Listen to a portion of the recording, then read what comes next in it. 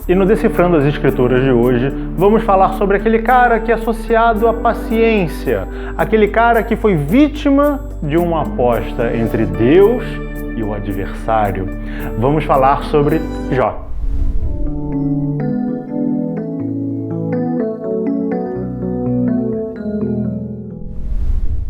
Nós nesse vídeo, obviamente, não contaremos a história toda de Jó. Porque ela é grande. Porque ela é muito grande e não é o nosso intuito. Mas caso você queira conhecer um pouco mais, você pode ir aqui na descrição do vídeo e ler com um pouco mais de calma, entender os mínimos detalhes. Aproveita que você está ali, já pode clicar aqui para se inscrever no canal, curtir esse vídeo, compartilhar para outras pessoas que você conhece e que vão gostar desse debate também.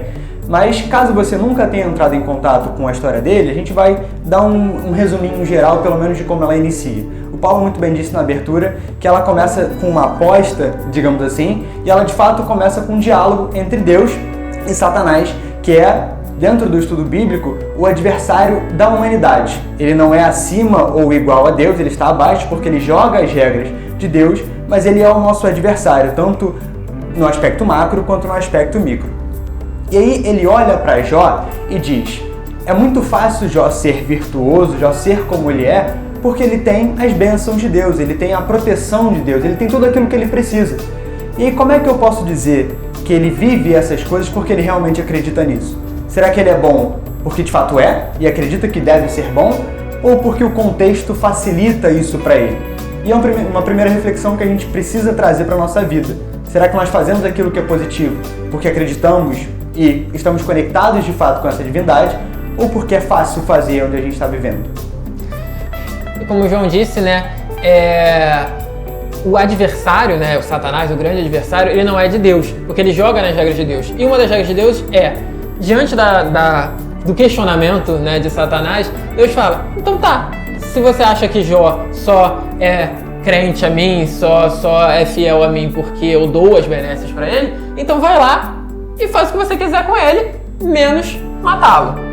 E Satanás faz exatamente o que Deus falou. Beleza! Exatamente o que Deus falou. Ferra com a vida de Jó sem matá-lo. E a gente começa basicamente a grande ideia do livro de Jó e a proposta desse vídeo aqui. Que é entender qual é a proposta da vida que Jó dá testemunho para nós, Porque muitas pessoas vão falar, como o Paulo até brincou na abertura, Jó é um exemplo de paciência, um exemplo de uma porção de coisas que não é verdade, não é bem por aí. Porque na verdade, Jó não é uma pessoa paciente, Jó é uma pessoa que entende as regras do jogo ao qual ele está inserido. E o jogo ao qual ele está inserido, diga-se de passagem, é a vida. Então... E essa vida não é o jogo da vida, que a gente joga no tabuleiro, que você vende seus filhos no final. Não é esse, tá? É a vivência em si. Terrível, mas enfim. Jó, ele simplesmente é aquela pessoa que, além de entender as regras da vida, ele é uma pessoa que dá testemunho de humildade. Ele sabe quem ele é e ele sabe o que Deus é. Ele entende que, na nossa vida, nós temos as nossas vontades, e elas são fortes, mas existe uma única vontade soberana, que é a vontade de Deus. Logo, não importa o que você faça, a vontade que vai prevalecer será sempre a vontade de Deus. Então significa que eu vou estar sempre à mercê de Deus? Sim, você vai estar sempre à mercê de Deus. Isso não é uma coisa ruim, não é uma coisa negativa, embora você possa ver como algo negativo, dependendo da forma como você lida com esse jogo da vida. Jó, ele sabia lidar com o jogo da vida muito bem. A gente pode dizer que, naquele contexto dele, talvez ele fosse a pessoa que melhor soubesse lidar com o jogo da vida. Por quê? Porque ele era uma pessoa que conseguiu muitas coisas e que de uma hora para outra começou a perder todas essas coisas. E ele nunca se revoltou, ele nunca se lamuriou, ele nunca falou: Deus é um grande sacana porque ele tá me tirando todas as coisas e tudo que eu fiz foi amar ele, tudo que eu fiz foi ser uma pessoa... Eu fui bom, fiz coisas legais e agora tô recebendo essa punição? Pois é. Só que ele nunca fez isso. Por que ele nunca fez isso? Porque ele era um grande trouxa? Não, ele nunca fez isso porque ele entendia: cara, eu tive muita coisa, agora eu não tenho. Eu tive muita coisa porque Deus me deu muita coisa.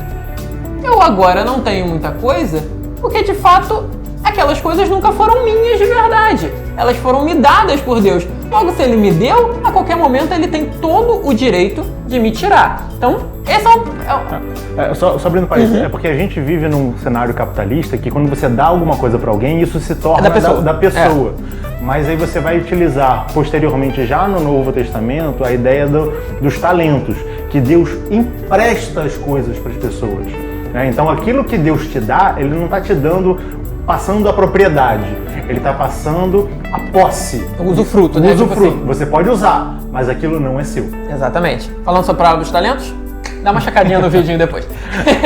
Mas, sem querer me alongar muito, existem muitas camadas que a gente pode analisar aqui, e a gente vai continuar durante o vídeo, mas uma dessas primeiras camadas é essa. É que Jó entende isso que o Paulo acabou de falar. Ele entende que tudo que era dele era para ele usar, e não necessariamente porque ele era proprietário daquelas coisas. E que se ele teve durante um momento e soube usar bem, legal. Não é ruim o fato dele não ter mais. Ruim seria o fato dele não ter usado o talento, como acontece na parábola. Mas se você utiliza o talento, beleza, uma hora ele vai passar. E outros virão depois, se você entende como o jogo funciona. Se você entende que a sua fé, ela tem que ser uma fé ativa, uma fé que realiza coisas, não simplesmente uma fé que fica de braços cruzados, sentado, esperando cair do céu. E essa questão de cair do céu é interessante você saber como você vai lidar nesse jogo da vida, essa fé ativa de eu conheço as regras do jogo, então eu me coloco de acordo com esse jogo. Ele gera um empoderamento seu, porque você está ancorado em algo que é superior. E aí vamos entender isso em outros aspectos da vida. Porque geralmente essa questão do Jó, ele é visto como, se eu fizer coisas boas, Deus vai me dar coisas boas, e se eu estou perdendo coisas, é porque algo de errado eu fiz. E logo no início do livro de Jó, é dito pelo narrador que Jó é um cara maneiro, Jó é um cara legal. Ou seja, Jó não tem esse pecado que vai gerar punições. Tá? Então vamos deixar essa meritocracia de lado, vamos deixar essa teoria da libertação de lado, vamos deixar esse pensamento de que se coisas boas acontecem comigo é porque eu sou uma pessoa boa. Não. Se coisas boas acontecem com você, é porque o cenário é propício para coisas boas acontecerem, você merecendo ou não merecendo. Então, deixando isso de lado, a gente vai começar a entender sobre as regras do jogo. Em que sentido? A história de Jó conta muito sobre posses materiais, mas a gente pode analisar de uma outra posse material e saber como é que Jó age de maneira com a fé ativa. Vamos pensar na nossa vida, vamos pensar no nosso ciclo. Nós nascemos criancinha, nós vamos amadurecendo, nos tornamos crianças mais velhas, adolescentes, adultos, maduros, entramos na velhice até que a gente falece. Conhecemos a regra da vida? Conhecemos. A gente sabe que depois da maturidade vai vir a velhice? Sabemos disso. Então, conhecendo a regra da vida, eu vivo como eu sou um ser maduro, mas que depois eu serei idoso. Então eu vou me preparar fisicamente para isso. Eu não vou deixar para entrar numa academia ou fazer uma atividade física quando eu tiver 80 anos. Vai me ajudar quando eu tiver 80 anos? Vai, mas vai me ajudar muito menos se eu se eu começar a fazer essa atividade antes. Se eu vou preparando o meu corpo para quando passar por aquilo, eu vou passar pela velhice. Bom, a não ser que eu morra antes, mas o livro de Jó falou, você não vai matá-lo, então você vai morrer de velhice ali, né? No ponto final. Então, se você vai passar pela velhice, se prepara para ela. Da mesma forma, quando você é adolescente e você tem um corpo mais ativo, você vai chegar na idade adulta. Então, se você não faz uma atividade, se você não lê, se você não aprende a comer bem, quando você chega na vida adulta, você está todo zoado. A conta chega. A conta chega. Mesmo que você pareça estar em forma, as suas taxas estão todas zoadas porque você se alimentou mal, porque você não dormiu. Porque quando você é adolescente, você consegue passar noites em claro. É verdade. Aí quando você vira adulto, você dorme mais ou menos assim, você acorda cheio de dor. A dor, ela não surge porque você é velho. A dor, ela surge porque quando você era novo, você não soube se preparar para aquele determinado momento. Então Jó sabe disso. E ele age de forma ativa, com a sua fé, acreditando que existem regras do jogo e existem regras do jogo, e eu vou me colocar de acordo com essas regras do jogo. Exatamente, isso até destaca um outro ponto, que nasce também, ou existe também num pensamento estoico, que é a ideia de que a gente tem coisas que controla ou que pode controlar e tem coisas que fogem completamente ao nosso controle. Essas regras do jogo fogem, obviamente, ao nosso controle. E, na verdade, quase tudo foge. A gente tem até um vídeo que fala um pouco mais sobre o estoicismo, caso você queira conhecer. Mas fato é que se a gente se concentra naquilo que a gente pode modificar, e Jó mostra muito bem isso, controlando a visão dele diante desses acontecimentos e passando todos esses ensinamentos que ele tem a partir da grandiosidade que ele carrega, nós conseguimos dar atenção para aquilo que realmente merece atenção. Então, a título de exemplo, estar aqui assistindo esse vídeo, buscar informação para crescer, para aprender, para melhorar na nossa vida, é uma das coisas que a gente pode controlar e que a gente precisa fazer. Quer seja procurando um terapeuta, quer seja procurando um grupo de estudos, vindo estudar com a gente também. Você pode dar uma olhada em catarse.me/pedra-de-afiar para entender um pouco mais como é que funciona isso. Mas fato é que toda vez que a gente olha para essas coisas que nós controlamos e colocamos energia nelas, nós também aumentamos a nossa conexão com isso que a gente está chamando aqui de Deus, mas que você pode dar qualquer outro nome. Com isso que controla de fato as regras do jogo. E se a gente domina essas regras, fica muito mais fácil. E aí Jó traz um outro ensinamento que permeia tudo que a gente conversou até aqui, que é a ideia de fazer o que é certo pelo que é certo e ponto. Né? A gente muitas vezes vai ajudar os outros, vai fazer alguma coisa bacana e que a gente considera legal, mas por qualquer motivo que seja, a gente se apega um pouquinho à consequência que aquilo nos traz. Quer seja os benefícios, as atitudes, ou a aprovação das pessoas que estão ao nosso redor, ou mesmo o fato de que aquela pessoa vai virar nossa amiga e daqui a pouco pode nos ajudar também, e a gente não quer se sentir sozinho. Tudo isso faz parte da nossa vida. O mal ou os pensamentos não tão saudáveis assim, eles fazem parte da nossa existência e tudo bem, é para viver assim, isso faz parte das regras do jogo, mas é importante que a gente saiba separar essas coisas e entender que, por melhor que a gente seja, talvez um amiguinho do nosso lado não esteja tão afim assim de ser legal com a gente. E a gente pode se ferrar. Por melhor que a gente seja, tem consequências de causas lá atrás que a gente nem conhece, que a gente nem tem menor controle ou menor capacidade de perceber e que ainda assim vão nos machucar de alguma forma. E aí, diante de tudo isso que acontece conosco, qual é a nossa atitude? Qual é a nossa postura? A gente entende e tenta fazer aquilo que pode? Ou a gente começa a reclamar, a olhar para baixo, a entender que a gente está sendo punido por alguma coisa que talvez a gente tenha feito lá atrás, quer seja nessa existência ou em outras. E você pode estar muitas vezes se perguntando assim, mas isso que vocês estão falando de entender a regra do jogo parece ser meritocracia. Porque, tipo, se eu entendo a regra do jogo e eu jogo pelas regras do jogo, então eu tenho que colher coisas boas. Eu não vou colher coisas ruins. E não é. E aí, casando o que vocês dois falaram, né, explicando essa situação, é bem entender o seguinte. Se você vive uma vida saudável na sua juventude, não significa que você não vai ter uma doença na sua velhice. Porque ela não faz parte do que o João disse, do que você controla. Mas se eu tive uma juventude saudável, me cuidei, fiz tudo, não é justo eu ter uma doença. Não é você quem decide. Você pode ter uma doença ou não depende de você. Se você tiver uma doença e tiver tido um passado saudável, talvez você tenha mais força para lidar com essa doença do que uma pessoa que não se cuidou no passado. Mas isso não significa que você não teria uma doença. E aí também tem que tomar muito cuidado. Gente, né? Talvez eu esteja sendo um pouco fantasioso achando que nós vivemos numa sociedade que preza muito essa meritocracia, essa coisa toda. Mas é interessante que isso não está só no aspecto social, político, isso está muitas vezes no aspecto religioso também. Eu vejo muitas vezes pessoas, não é de uma religião específica não, mas pessoas que se dizem religiosas, se dizem espiritualistas, falando assim, se você está com câncer, é porque você fez por merecer. É resgate. Né? É resgate, né? Você provavelmente, ou nessa ou em outras existências, caso seja uma pessoa que acredite em reencarnação, mas não precisa ser, pode ser nessa mesmo. Você não estava andando muito nos trilhos, né? Por isso você teve esse problema aí.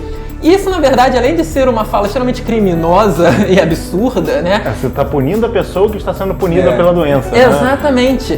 Né? Não tem nenhum respaldo lógico ou racional. Não, ela está com câncer ou com qualquer doença porque sim, porque essas doenças existem, fazem parte da regra do jogo. Na vida, existe doenças, existe o câncer. Qualquer um de nós pode ter. Não é porque a gente agiu de forma XYZ que a gente vai ter, ou que a gente está imune, ou não, ou que a gente vai ter porque a gente merece ter. Então, Você vê como que um livro escrito há tanto tempo atrás ainda é extremamente atual, inclusive para falar de questões sociais nossas atuais, né, do momento. Então, entender que jogar pelas regras do jogo não tem nada a ver com meritocracia e não te garante futuro nenhum. Entra também na fala do João. Você faz o certo pelo certo, não pelo resultado. Eu fazer o que é certo pode me dar um resultado X, Y, Z, W. Eu não sei o que fazer o que é certo vai resultar. Da mesma forma que eu não sei o que fazer o que é errado vai resultar. Eu só sei que eu escolho fazer o que é certo porque é certo, independente do que resultar. Outra coisa que eu acho bem interessante de deixar claro nesse livro, nessa passagem de Jó, é: Jó se ferrou muito, do nosso ponto de vista, não do ponto de vista de Jó. Do nosso ponto de vista, não é do ponto de vista do pedra de afiar. Não, é do nosso ponto de vista de quem está lendo do lado de fora e vendo o que está acontecendo com ele. Do ponto de vista de quem, do humano no geral, né? Humano no geral, perdão. Humano no geral. Porque, do ponto de vista de Jó, ele não estava sofrendo nada. Ele simplesmente estava passando por coisas, por situações que talvez ele entendesse o porquê daquilo, talvez ele não entendesse, mas não importa, porque ele estava, como Paulo disse, ancorado em algo superior. E se você é uma pessoa, assim como nós, que busca estar ancorado em algo superior, entenda uma coisa: tudo nessa vida tem um propósito. Tudo tem um propósito. Só que nós somos seres limitados. Logo, nós somos seres limitados lidando com algo que é ilimitado, que a gente pode chamar de Deus ou de qualquer outro nome que você queira dar. Esse algo absoluto e ilimitado, ele manifesta todas as coisas. E todas as coisas servem a um único propósito, que é o propósito dele. Nós, como seres limitados, não necessariamente vamos conseguir compreender o propósito de todas as coisas. Eu tenho muita coisa na minha vida que eu não entendo o propósito delas. E não entender o propósito delas pode me levar a cair no erro da revolta. Pode me levar a cair no erro, cair no engano de que eu estou sendo vítima das circunstâncias, que eu estou sendo vítima de Deus.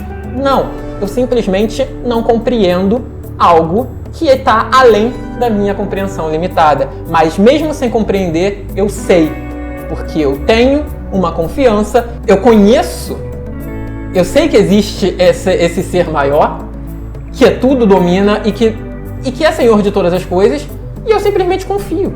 Cara, eu não sei o propósito disso, mas eu sei que ele existe, e eu sei que o propósito nunca é me fazer mal. Então, mesmo as coisas ruins que acontecem com a gente, e eu não estou dizendo que a gente tem que fechar os olhos e deixar as coisas erradas acontecer. Não, mas mesmo aquelas situações que a gente não considera boas que acontecem com a gente tem que entender que elas têm um propósito também, e que esse propósito é sempre um propósito positivo, é sempre um propósito a nos acrescentar, nunca a nos subtrair, mas depende muito da gente a forma como a gente vai lidar com essas coisas. Aí dentro disso que o Patrick está colocando, é a gente entender que você entender que isso tem um propósito não significa que você vai cruzar os braços e você vai aceitar. Significa que você vai continuar agindo de maneira ativa e ancorado naquilo que é superior para conseguir continuar a sua jornada. E enquanto você estiver ancorado naquilo que é superior, as coisas transitórias não te afetam. Ah, Paulo, mas ficar sem dinheiro me afeta. Afeta a parte externa, mas internamente ela não vai te afetar se você está ancorado em algo superior de fato. A vida é compreender a regra do jogo, é como você jogar sinuca. Eu acredito que você já tenha jogado sinuca, ou já viu alguém jogando sinuca. Não sei se vocês já viram aquela demonstração de caras que são extremamente habilidosos. A gente vive normalmente numa ideia de causa e consequência, causalidade direta. Ou seja, eu bato na bola branca, a bola branca bate na outra bola e aquela bola é encaçapada. Só que na sinuca nem sempre você consegue fazer isso direto. Às vezes você tem que bater numa bola para essa bola bater na outra, às vezes você tem que bater numa quina para bater numa outra quina, para resvalar em algum lugar e bater na bola e encaçapar. Ou seja, existem várias formas de você atingir aquele seu objetivo. Não só de maneira direta, quase sempre de maneira indireta. E essas demonstrações de habilidades desses grandes mestres da sinuca, né, que jogam o bilhar ou qualquer outro nome desse jogo que você queira utilizar dentro da mesa com essas bolas, você percebe que muitas das vezes ele vai desenvolver a habilidade de não atingir aquela bola de maneira direta. Ele vai contornar a sua bola, ela vai andar em curva para cortar um obstáculo e atingir o seu objetivo, ela vai agir de outras formas. Esse grande mestre da sinuca é como se fosse Deus. Ele sabe o caminho, ele sabe onde a sua bola branca deve tomar aquela porrada, às vezes muito forte, às vezes devagar, às vezes mais em cima, às vezes no meio, às vezes de um lado, às vezes do outro, às vezes embaixo, para você se deslocar nessa mesa e atingir o seu objetivo, que é, bom, no jogo da sinuca, é encaçapar todas as outras e fazer mais pontos.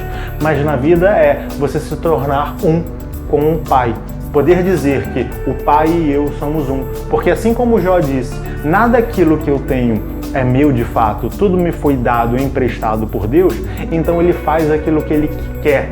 E cabe a mim confiar nele e, ao confiar, agir de acordo com aquilo que eu posso fazer, me colocando no mundo de maneira harmônica, fazendo aquilo que é o bom pelo bom e não pela recompensa em si, e assim eu vou viver feliz para sempre como Jó foi feliz após a morte, após o outro mundo no qual ele vem a renascer. E se você, assim como eu, nunca mais vai ver um jogo de sinuca da mesma forma, deixa aí nos comentários. Eu nunca mais vou ver um jogo de sinuca da mesma forma. Aproveita, já deixa o seu like, se inscreve no canal caso não seja inscrito e nos vemos no próximo programa. Tchau, tchau.